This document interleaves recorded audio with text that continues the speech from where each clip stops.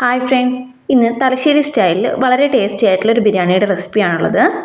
അതിനായിട്ട് ആദ്യമായിട്ട് തന്നെ 1/2 കിലോ ചിക്കൻ, 1/2 ടീസ്പൂൺ വീതം മഞ്ഞൾപ്പൊടി, ഉപ്പ്, മുളക് പൊടിയും ചേർത്ത് മാരിനേറ്റ് ചെയ്ത് തലേ ദിവസം രാത്രി തന്നെ ഫ്രിഡ്ജിൽ വെച്ചിട്ടുണ്ടായിരുന്നു. പിന്നെ റൈസിന് വേണ്ടിയിട്ട് കൈമ റൈസാണ് എടുത്തിട്ടുള്ളത്.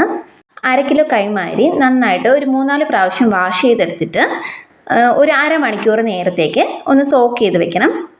സോക്ക് ചെയ്തതിന് ശേഷം ഒരിക്കലും അതിനെ ഞെരടരുത്, അരി പൊടിഞ്ഞു പോകാൻ ചാൻസ് ഉണ്ട്. നമ്മുടെ മസാലയുടെ എരിവിന് ആവശ്യമായിട്ടുള്ള ഒരു 10-12 പച്ചമുളക് എടുത്തിട്ടുണ്ട്. പിന്നെ ഒരു കഷ്ണം ഇഞ്ചിയും വളരെ കുറച്ച് അളവിൽ വെളുത്തുള്ളിയാണ് എടുത്തിട്ടുള്ളത്. അതും കൂടി ഒരു മിക്സിയുടെ ജാറിലേക്ക് ഇട്ട് നന്നായിട്ടൊന്ന് ക്രഷ് ചെയ്തെടുക്കാം. അപ്പോൾ ഞാനിവിടെ ക്രഷ് ചെയ്തെടുത്തിട്ടുണ്ട്. ഒരുപാടൊന്ന് പേസ്റ്റായിട്ട് പോവാതെ ചെറിയ രീതിയിലൊന്ന് ക്രഷ് ചെയ്തെടുത്തിട്ടുണ്ട്. ചെറിയ രീതിയിലൊന്ന് ചതച്ചാൽ മതിയാവും. ഇതിലേക്ക് ആവശ്യമായിട്ടുള്ള 7 സവാളയാണ് എടുത്തിട്ടുള്ളത്. ചെറുതായതുകൊണ്ടാണ് 7 സവാള എടുത്തിരിക്കുന്നത്. അത് നല്ല നൈസായിട്ടൊന്ന് അരിഞ്ഞെടുത്തിട്ടുണ്ട്. പിന്നെ ഒരു വലിയ പിടി പുതിനയും അതേപോലെ തന്നെ ഒരു വലിയ പിടി അളവിൽ മല്ലിയിലയും എടുത്തിട്ടുണ്ട്. അതൊന്ന് ചെറുതായിട്ടാണ് അരിഞ്ഞു വെച്ചിട്ടുള്ളത്. പിന്നെ നമ്മുടെ ബിരിയാണിയുടെ ഡെക്കറേഷൻ ആവശ്യമായിട്ടുള്ള അണ്ടിപ്പരിപ്പും ഉണക്കമുന്തിരിയും സവാളയൊക്കെ ഒന്ന് വറുത്ത് കോരി വെച്ചിട്ടുണ്ട്. സവാളയൊക്കെ വറുത്തപ്പോൾ ബാക്കി വന്നിട്ടുള്ള എണ്ണയിലേക്ക് നമ്മൾ അരിഞ്ഞു വെച്ചിരിക്കുന്ന സവാള ചേർത്ത് കൊടുക്കുകയാണ്. അത് മൊത്തത്തിൽ ചേർത്ത് കൊടുത്തതിന് ശേഷം കുറച്ച് അളവിൽ ഉപ്പ് ചേർത്ത് നന്നായിട്ടൊന്ന് ഇളക്കാം. ഇത് നന്നായിട്ടൊന്ന് ഇളക്കിയതിന് ശേഷം നമുക്കൊന്ന് വാടി വരുന്ന പരുവം, ഏകദേശം ഈ ഒരു പരുവാകുന്നത് വരെ ഒന്ന് ഇളക്കി കൊടുക്കണം. അതിന് ശേഷം നമ്മൾ ചതച്ച് വെച്ചിട്ടുള്ള ഇഞ്ചി, വെളുത്തുള്ളി, പച്ചമുളകൊക്കെ ചേർത്ത് അത് നന്നായിട്ടൊന്ന് മിക്സ് ചെയ്ത് കൊടുക്കാം. അതിൻ്റെ പച്ചമണം മാറുന്നത് വരെ നന്നായിട്ട് നമ്മളൊന്ന് ഇളക്കി കൊടുക്കേണ്ടതായിട്ടുണ്ട്. ഏകദേശം ഒരു 3-4 മിനിറ്റ് ഇളക്കുമ്പോൾ തന്നെ അതിൻ്റെ പച്ചമണമൊക്കെ ഒന്ന് മാറി വരും. ഈ ഒരു സമയം നമുക്കിതൊന്ന് അടപ്പ് വെച്ച് അടച്ച് വേവിക്കാം. ഇപ്പോൾ നമ്മുടെ ഉള്ളിയൊക്കെ നന്നായിട്ടൊന്ന് വെന്ത് വന്നിട്ടുണ്ട്. അപ്പോൾ ഇതിലേക്ക് നമ്മൾ അരിഞ്ഞു വെച്ചിരിക്കുന്ന മല്ലിയിലയും പുതിനയിലയും ചേർത്ത് കൊടുക്കാം. ഇതും ചേർത്ത് നമുക്ക് നന്നായിട്ടൊന്ന് മിക്സ് ചെയ്തെടുക്കാം. മല്ലിയിലയും പുതിനയിലയൊക്കെ നന്നായിട്ടൊന്ന് വാടി വരുമ്പോൾ ഇനി നമുക്കിതിലേക്ക് ചേർത്ത് കൊടുക്കേണ്ടത് 1/2 ടീസ്പൂൺ അളവിൽ മഞ്ഞൾപ്പൊടിയാണ്.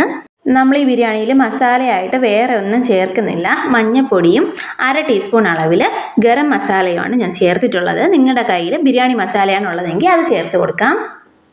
പിന്നെ ചേർത്ത് കൊടുക്കുന്നത് ഒരു തക്കാളിയാണ്. അത് ചെറുതായിട്ട് മുറിച്ച് ചേർത്ത് കൊടുക്കുന്നുണ്ട്. ഇത് നമുക്ക് നന്നായിട്ടൊന്ന് ഇളക്കിയതിന് ശേഷം അടച്ചു വെച്ചൊന്ന് വേവിച്ചെടുക്കാം. ഒരു 2-3 മിനിറ്റ് കൊണ്ട് തന്നെ നമ്മുടെ തക്കാളിയൊക്കെ ഒന്ന് വെന്ത് കിട്ടുന്നതാണ്. അപ്പോൾ അത് നന്നായിട്ടൊന്ന് ഉടച്ചു കൊടുത്തതിന് ശേഷം നമുക്കിതിലേക്ക് ചേർത്ത് കൊടുക്കേണ്ടത് 1/2 കപ്പ് പുളിയില്ലാത്ത തൈര് ഉടച്ചു വെച്ചിരിക്കുന്നതാണ്. അതുകൂടി ചേർത്ത് നന്നായിട്ടൊന്ന് ഇളക്കി യോജിപ്പിച്ചെടുക്കാം. നിങ്ങളുടെ കയ്യിലുള്ളത് പുളിയുള്ള തൈരാണെന്നുണ്ടെങ്കിൽ ഇതിൻ്റെ പകുതി അളവിൽ, അതായത് ഏകദേശം ഒരു 1/4 കപ്പ് അളവിൽ മാത്രം ചേർത്ത് കൊടുത്താൽ മതി. ഇല്ലാന്നുണ്ടെങ്കിൽ ഭയങ്കര പുളിയായി പോകും നമ്മുടെ ബിരിയാണിക്ക്. അപ്പോൾ ഈ സമയം നമുക്ക് നമ്മുടെ ഉപ്പൊക്കെ ഒന്ന് ടെസ്റ്റ് ചെയ്ത് നോക്കിയതിന് ശേഷം ആവശ്യം ഉണ്ട് എന്നുണ്ടെങ്കിൽ മാത്രം കുറച്ച് ഉപ്പ് ചേർത്ത് കൊടുക്കുക. അത് നിങ്ങളുടെ പാകത്തിന് എങ്ങനെയാണോ ആ രീതിയിൽ ചേർത്ത് കൊടുത്ത് നന്നായിട്ടൊന്ന് ഇളക്കി കൊടുക്കാം.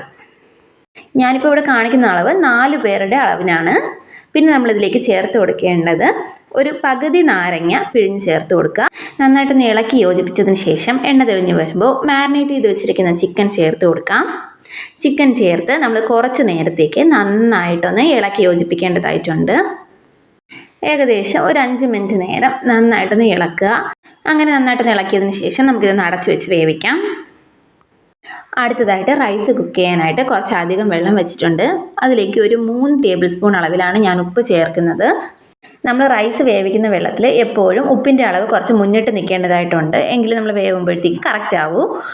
പിന്നെ ഞാൻ ചേർത്ത് കൊടുക്കുന്നത് 2 പീസ് ബേ ലീഫാണ്. അതിനുശേഷം 2 പീസ് കറുവപ്പട്ടയും കൂടെ ചേർത്ത് കൊടുക്കുന്നുണ്ട്.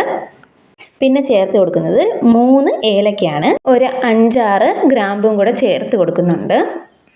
പിന്നെ 1 പീസ് തക്കോലം കൂടിയാണ് ചേർത്ത് കൊടുക്കുന്നത്.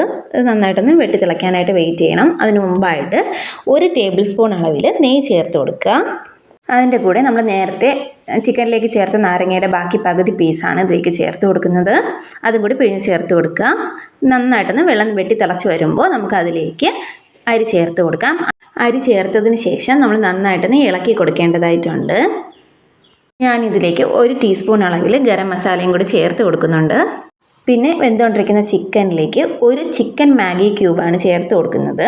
അതും കൂടി ചേർത്ത് കൊടുത്ത് നന്നായിട്ടൊന്ന് ഇളക്കി യോജിപ്പിക്കാം. അപ്പോൾ ഈ ഒരു സമയത്ത് നമ്മുടെ അരി തിളച്ച് വന്നിട്ടുണ്ട്. ലോ ഫ്ലെയിമിലാക്കി അടച്ച് വെച്ച് കുക്ക് ചെയ്യാം. കറക്റ്റ് ഒരു 7 മിനിറ്റ് ആകുമ്പോൾ നമ്മുടെ അരി ഇവിടെ വെന്ത് തുടങ്ങിയിട്ടുണ്ട്. ഇപ്പോൾ നമുക്കിതൊന്ന് സ്ട്രെയിൻ ചെയ്തെടുക്കാം. നന്നായിട്ട് കുക്കായി വന്നിട്ടുള്ള ചിക്കൻ നമ്മുടെ ദം ചെയ്യാനുള്ള പാത്രത്തിലേക്ക് നിരത്തി കൊടുത്തതിന് ശേഷം അതിൻ്റെ മേളിലായിട്ട് നമ്മുടെ റൈസും കൂടി ലെയർ ചെയ്ത് കൊടുക്കാം. റൈസ് മുഴുവനും ഒന്ന് ലെയർ ചെയ്തതിന് ശേഷം അതിൻ്റെ മേളിലേക്ക് 1/2 ടീസ്പൂൺ അളവിൽ നെയ്യ് ചേർത്ത് കൊടുക്കാം. നമ്മൾ ഈ റെസിപ്പിയിൽ വളരെ കുറച്ച് അളവിലാണ് നെയ്യ് യൂസ് ചെയ്യുന്നത്.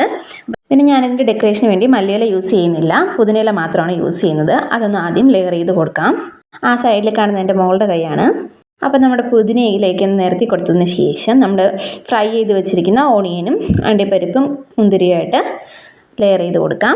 ഇത് നമുക്കൊന്ന് അടച്ച് വെച്ച് പ്രീ ഹീറ്റ് ചെയ്ത് വെച്ചിരിക്കുന്ന ഒരു തവയുടെ മേളിലേക്കാണ് വെക്കുന്നത്. ഇങ്ങനെ ഒരു ഹൈ ഫ്ലെയിമിൽ 5 മിനിറ്റും അത് കഴിഞ്ഞ് ലോ ഫ്ലെയിമിൽ 10 മിനിറ്റുമാണ് വെക്കുന്നത്. അതിനുശേഷം ഒരു അരമണിക്കൂർ വെയിറ്റ് ചെയ്തതിന് ശേഷമാണ് ദം തുറക്കുന്നത്. തുറന്നതിന് ശേഷം നമ്മളൊന്ന് ഇളക്കി കൊടുക്കാം. അപ്പോൾ ഒന്ന് ഒട്ടുന്നതായിട്ട് തോന്നുമെങ്കിലും തണുക്കുമ്പോൾ ഓക്കെ വരുന്നതായിരിക്കും. ഇതൊന്ന് കോരി വയ്ക്കാനായിട്ട് വേറൊരു പരന്ന പാത്രത്തിലേക്കാണ് കോരി വയ്ക്കുന്നത്. അത് നിരത്തി വെച്ച് കൊടുക്കുന്നുണ്ട് ഒന്ന് തണുത്ത് കിട്ടാനായിട്ട്. ഞാൻ ഈ ചാനലിൽ വീഡിയോസ് അപ്ലോഡ് ചെയ്യാൻ തുടങ്ങിയിട്ട് ഈ വരുന്ന 11-ാം തീയതി ആകുമ്പോൾ 3 മാസമാകും. നമുക്ക് ഏകദേശം ഒരു 70ഓളം സബ്സ്ക്രൈബേഴ്സ് ആയിട്ടുണ്ട്. പിന്നെ നമ്മുടെ ചാനലിലെ വീഡിയോസ് കാണുന്നതിൽ പലരും സബ്സ്ക്രൈബേഴ്സ് അല്ലാത്തവരാണ്.